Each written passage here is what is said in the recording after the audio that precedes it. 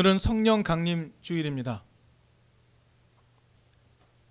우리가 다 이해할 수 없는 모종의 사건이 초기 교회 안에 일어났습니다. 그리고 성경은 그 일의 주체가 성령이라고 우리에게 알려줍니다.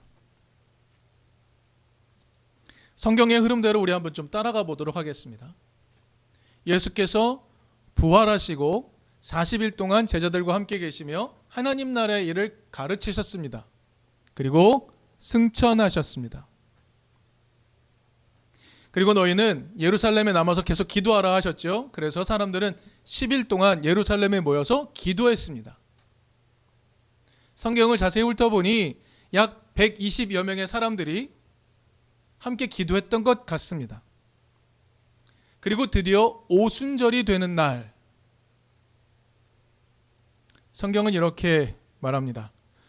불길이 솟아올라서 각 사람 위에 내려앉았다.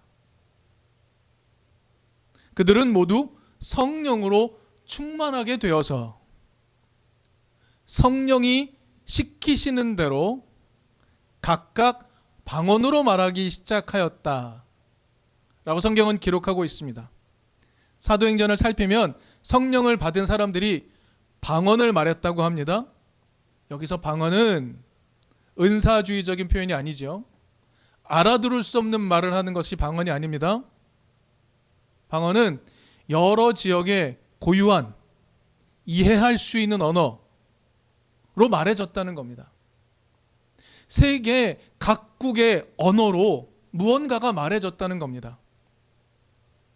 그 내용은 무엇이었습니까? 바로 예수에 관한 것이었습니다. 예수, 그분은 예루살렘에서 저주의 상징인 십자가에서 죽음을 맞으셨습니다. 그래서 사람들은 예수를 저주받아 죽은 자라고 생각했습니다. 하지만 하나님께서 그를 살리셨다라고 선언하기 시작한 겁니다. 여기서 살리셨다는 것은 그냥 단순한 기적을 의미하는 것이 아니죠.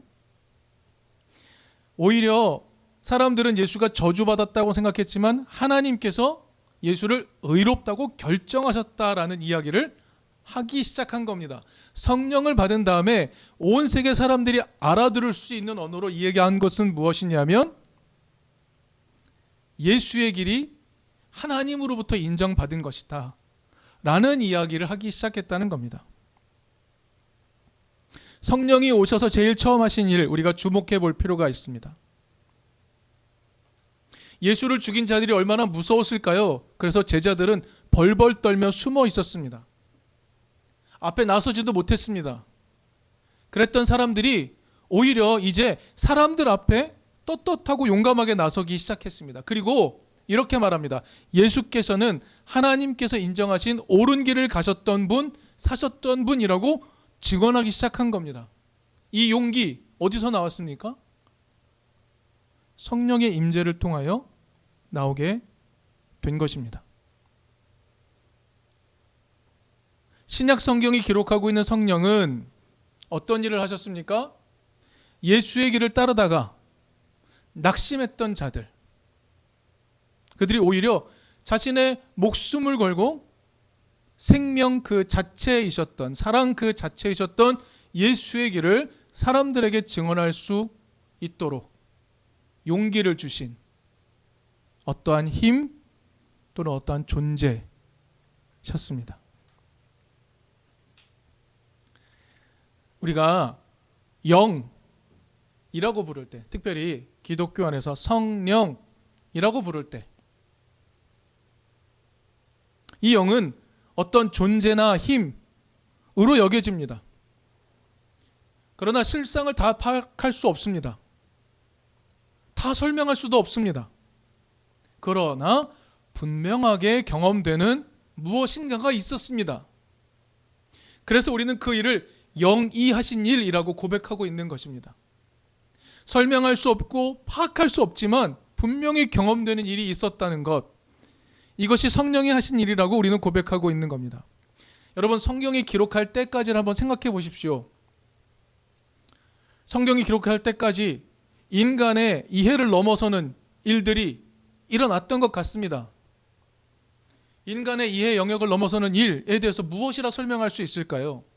그것을 가능하게 했던 존재 또는 힘을 성령이라고 부르기 시작한 겁니다. 그런데 그 성령이 어떤 일을 하게 하셨습니까? 목숨을 걸고 생명 그 자체이신 예수의 길을 설명할 수 있도록 만드셨다는 겁니다. 누구를요? 숨어서 벌벌 떨던 예수의 제자들을.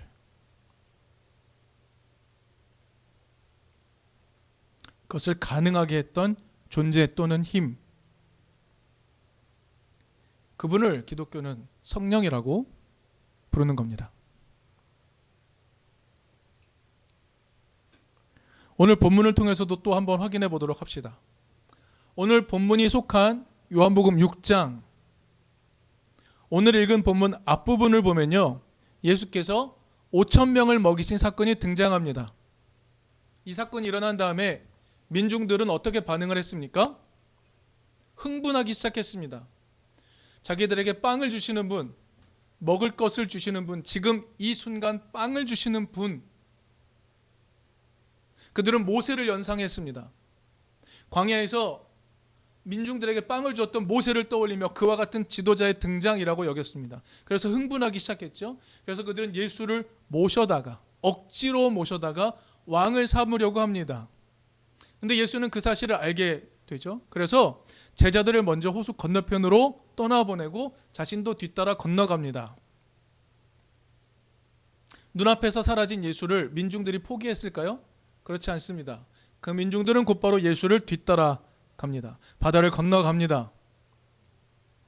왜 그랬을까요? 예수가 자신들을 배불리 먹여줄 수 있는 지도자라고 굳게 믿었기 때문에 또 따라온 겁니다. 빵이 중요합니다. 그들에게는 지금 이 순간 먹고 살아갈 수 있는 빵이 중요했던 것이죠. 그래서 따라온 이들에게 예수는 이렇게 말씀하십니다. 영생에 이르도록 남아있는 양식을 얻으려고 일하라고 하십니다. 민중들은 지금 자신들이 먹고 살 빵에 관심이 있습니다. 그런데 예수의 이 비유의 말을 알아들을 수가 없는 겁니다. 영생에 이르도록 남아있는 양식을 얻으려고 일하라. 그러자 그들이 또 묻습니다. 그러면 우리가 무엇을 하여야 하나님의 일을 하는 것이 됩니까? 여러분, 여기서 하나님의 일은요, 어떤 것입니까? 양식을 얻는 일입니다. 빵을 얻는 일입니다. 지금 이 순간 자신들 앞에 양식이 주어지는 일, 그것을 하나님의 일이라고 말하고 있는 겁니다. 무엇을 해야 그 일을 하는 게 됩니까? 민중들은 끝까지 지금 이 순간에 양식을 얻는 일에 관심을 두고 질문하는 겁니다. 예수는 좀 다른 방향으로 이야기하죠. 예수는 이렇게 말합니다. 하나님께서 보내신 일을 믿는 것이 하나님의 일이라고 합니다. 더불어 자신이 하나님으로부터 하늘에서 내주는 참빵이라고 하십니다. 그리고 33절에 이렇게 말씀하시죠. 하나님의 빵은 하늘에서 내려와 세상에 생명을 주는 것이다. 결정적인 말씀이기도 합니다. 그리고 우리에게 익숙한 말씀을 하시죠. 6장 35절과 48절에서 이렇게 말씀하십니다. 나는 생명의 빵이다 라고 하십니다. 여러분, 이 말을 우리가 지금 이 순간 우리가 들을 때 나는 생명의 빵이다 할 때 그 빵을 지금 우리의 육신을 배불리게 하는 그 양식으로 이해하고 있습니까? 그렇진 않죠. 비유로 이해합니다. 그러나 예수 앞에 있는 민중들은 예수가 빵의 얘기를 꺼낼 때마다 자신들의 배를 채울 수 있는 빵의 얘기로 듣는 겁니다. 민중들은 지금 실제로 예수에게 나와서 지금 이 순간 자신들의 배를 불리는 빵을 원하고 있습니다. 근데 예수는 이렇게 말해요. 하나님의 빵은 세상에 진정한 생명의 길을 알려주는 것이다 라고 이야기합니다.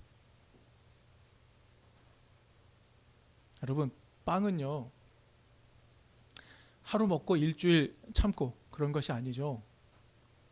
주기도문에서도 분명히 예수께서 이렇게 기도하라 하시죠. 일용할 양식을 주십시오. 우리에게 매일의 빵을 주십시오. 이렇게 기도하라고 가르치십니다. 빵은 매일 필요한 것입니다.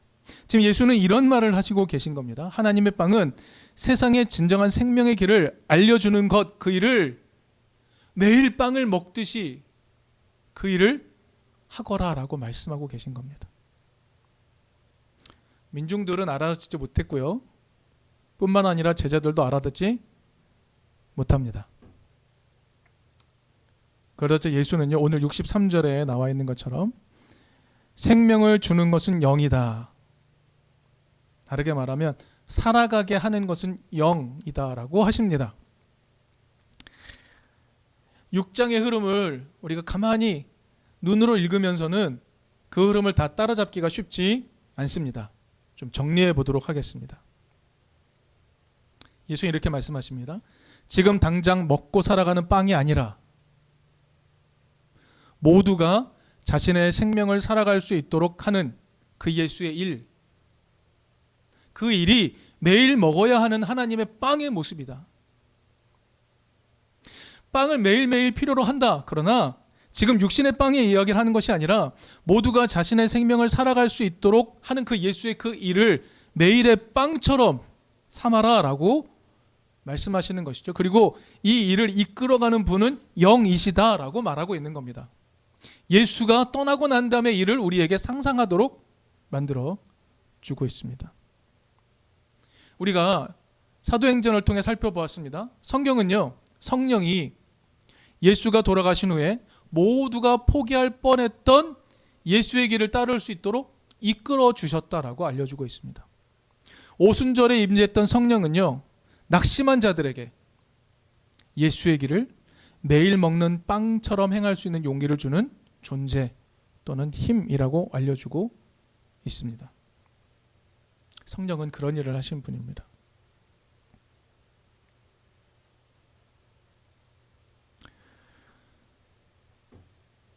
우리는 사도행전을 통해서 초기 교회가 성령을 어떻게 이해하고 있는지 분명하게 알 수 있습니다.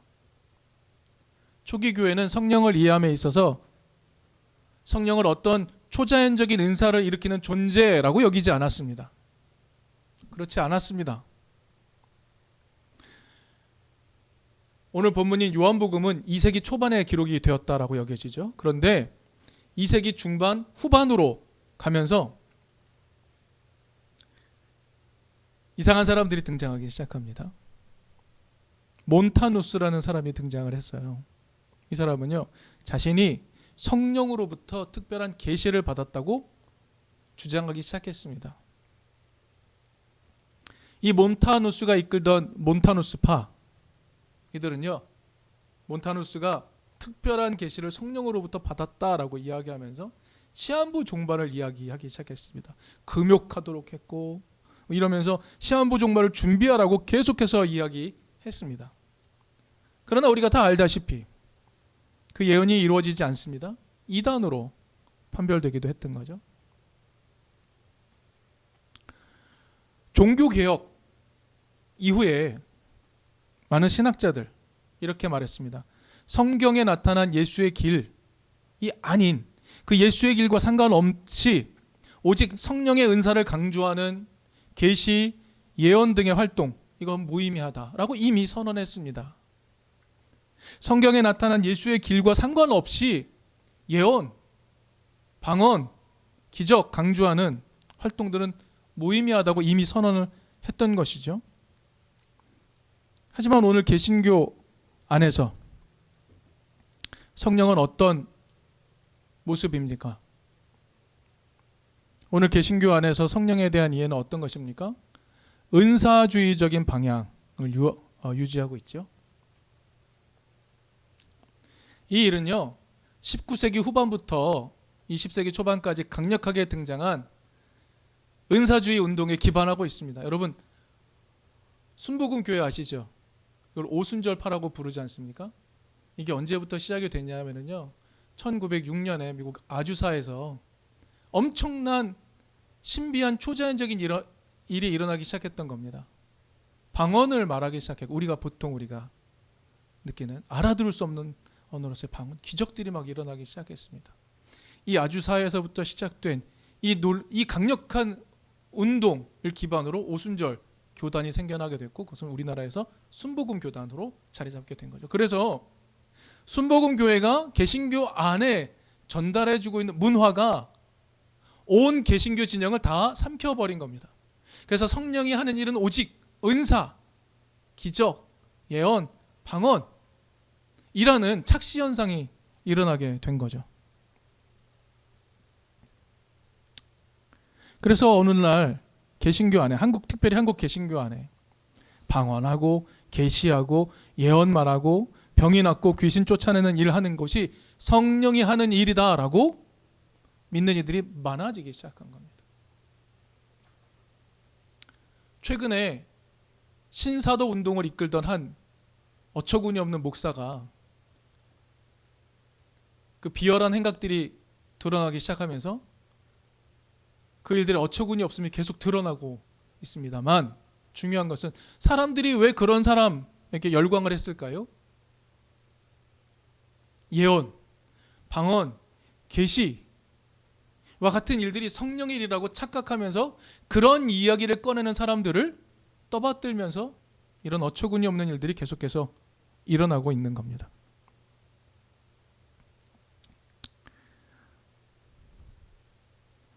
성경은 그렇게 말하지 않습니다. 성경이 우리에게 소개해주고 있는 성령, 최초의 성령 임재는 예수의 길을 따르다가 낙심했던 자들이 오히려 자신의 목숨을 걸고 생명 그 자체이신, 사랑 그 자체이신 예수의 길을 사람들에게 증언할 수 있도록 용기를 주는 어떤 존재 또는 힘으로 등장했다라고 분명하게 알려주고 있기 때문입니다.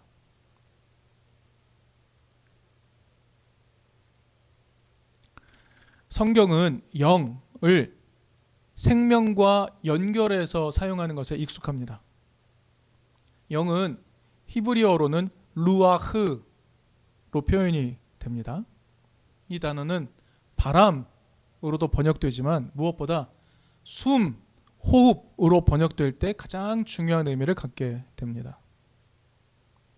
여러분, 하나님에 의해 인간에게 불어넣어진 숨, 그 숨은요, 인간으로 하여금 하나님을 닮은 존재로 살아가도록 요청합니다. 예수께서 부활하신 다음에 제자들에게 나타나 숨을 내쉬었다라고 성경은 분명하게 우리에게 알려줍니다. 그리고 말씀하셨습니다. 평화가 있으라. 여러분, 오순절에 기도하던 사람들에게 임한 성령, 바로 이런 일을 하신 겁니다. 여러분, 하나님께서 그의 백성들을 불쌍히 여겨, 오늘 우리를 불쌍히 여겨 우리를 구원하기 위해 하늘 보좌를 버리고 이 땅에 내려오신 것처럼 그 하나님의 모습을 담도록 우리에게 숨을 불어넣고 계신 겁니다. 성령은 바로 그 숨입니다. 초기 교회 사람들로 하여금 자신의 목숨을 걸고 생명 그 자체이신 예수의 길을 사람들에게 증언할 수 있도록 용기를 주셨습니다. 그리고 오늘 우리에게도 마찬가지로 움직이십니다. 오늘 실망하고 좌절하여 무너져 있는 사람들을 향하여 우리의 모든 삶을 내걸고 생명 그 자체이신, 사랑 그 자체이신 예수의 길을 사람들에게 증언할 수 있는 용기를 주시는 분이 성령이십니다. 성령은 오늘도 같은 방식으로 작동하고 계십니다.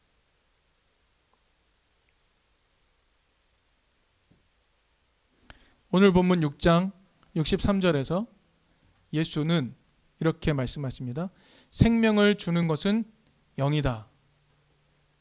이 말을 어순만 바꿔서 말씀을 드려보겠습니다. 영은 생명을 준다. 성령은 생명을 준다. 이렇게 선언하듯 말씀하십니다. 생명을 주는 바로 그 일을 예수께서 하셨고, 예수께서 떠나신 이후에는 성령께서 그 일을 할 수 있도록 사람들과 함께 계십니다. 영은 생명을 주는 존재 또는 힘입니다. 바울은 고린도후서 3장 17절에서 이렇게 말했습니다. 주님은 영이십니다. 주님의 영이 계신 곳에는 자유가 있습니다. 주님이 바로 그 영이시라고 말합니다. 지금 사도 바울이 복음을 전하고 있는 그 상황 속에서 함께했던 그 영, 미처 다 헤아릴 수 없지만 함께 존재하고 있는 그 힘, 그 영은 바로 주님이시다라고 이야기하고 있는 겁니다. 영, 성령은 어떤 일 하십니까? 모든 생명을 의미 있게 만들고 모든 생명을 유지시키고 보호하시는 일, 그 일을 하십니다. 영은 예수로부터 우리에게 찾아온 성령은 생명을 보존하고 유지시키고 의미 있게 만드는 일을 하시는 겁니다. 그런 일이 일어나는 모든 곳에는 성령이 함께 하신다라고 기독교는 고백하는 겁니다. 은사가 일어나고 기적이 일어나는 곳에 성령이 계신다라고 말할 수 없습니다. 왜냐하면 은사와 기적은 어떤 모양으로든 일어날 수 있지만 거기에 예수와 상관없이, 예수의 길과 상관없이 존재하는 이들에게도 일어날 수 있지만, 그렇기 때문에 그런 일들로 인해서 그 일이 성령이 한 일이다 라고는 말할 수 없는 겁니다. 성령은 특별한 기적에 동원되는 소모품이 아닙니다. 초자연적인 일, 방언, 예언, 기적, 치료 등이 일어난다고 해서 그것이 성령과 관계되었다라고 말할 수 없습니다. 오늘날에도 예수의 길과 상관없는 일들이 있습니다. 아무리 신비로운 일이라 해도 예수의 길과 상관없는 일들은 성령과 상관없는 일입니다. 사랑하는 이등교회 교회 여러분, 예수의 길, 그 길이 오라 라고 확신을 갖게 하는 신비로운 힘, 그것은 성령입니다. 예수의 길, 그 사랑의 길, 자비의 길, 그것이 오라 라고 용기를 갖게 하고 세상에 증언하게 하는 그 일, 바로 성령이 하시는 일입니다. 그리고 오늘날 예수의 길을 살아가는 우리에게 참 자유를 주시는 분입니다.